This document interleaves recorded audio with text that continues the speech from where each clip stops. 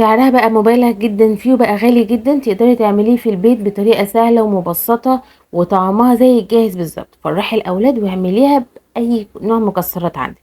يلا نشوف بقى عملنا ازاي الفولية النهاردة او السودانية. نبتدي كاملة بالصلاة على النبي، اللهم صل وسلم وبارك عليك يا رسول الله. انا هنا عندي مج سوداني، انا استخدمت مج. المج دوت ربعه سكر، ربعه عسل جلوكوز، تلته ميه وعصرة ليمون. مش هناخد حاجة تانية خالص. ومعلقة مية موارد. اول حاجة انا هحمص السوداني. عندي المج السوداني على طاسة تكون سخنة، وانزل عليها السوداني بتاعنا يا دوبك كده يتحمص بتاعنا. وكان اساسا السوداني ده من رمضان عندي، حمصته كان طعمه بجد كأنه زي الجاهز بالظبط. بس خلاص حمصيه وتروحي بقى حطاه كده في طبق او اي حاجة عندك، وتكون واسعة شوية عشان خاطر تبرديه بقى فيها. تمام كده. بعد كده نزلي السكر بتاعنا. احنا قلنا المج السوداني يعني مج، حطي مكانه مقداره ربع المج. يعني لو مج سوداني سمسم اي حاجة، يبقى ربع المج عسل، اللي هو عسل الجلوكوز، ربع سكر، تلت الكوبايه ميه. حطيتهم على النار مع بعض بقى وعلى نار هاديه عشان ما يتحرقش مننا. وقلبي بقى لحد ما السكر يدوب مننا في العسل ويقوم معانا، يبقى قوامه كده تقيل، يبقى غليظ يعني.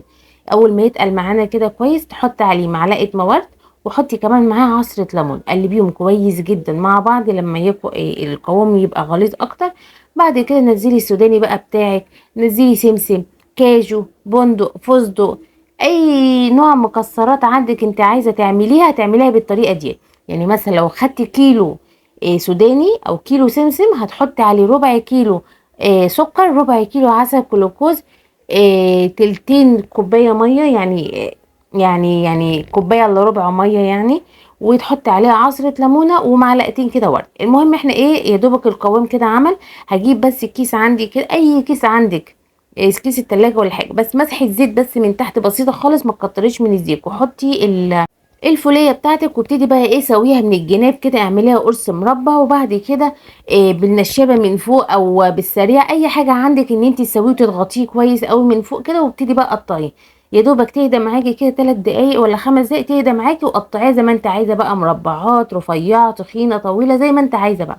تمام كده. وسيبيها تهدى. لو هتحطيها على فكره في التلاجة بالظبط ساعه يعني، او نص ساعة وهي في التلاجة، وطلعيها تقدميها بألف هنا وصحة. يا إما مثلا سيبيها بره بقى براحتها كده، وبعد كده ابقي دخليها التلاجة زي ما انت عايزة.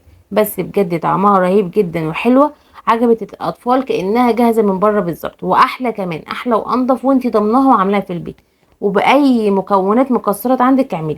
لو عجبكم الفيديو والطريقة، ما تنسوش تدعمونا بالاشتراك في القناة واللايك والشير. أشوفكم إن شاء الله في فيديو جديد ووصفة جديدة من قناة لمة العيلة. والسلام عليكم ورحمة الله وبركاته.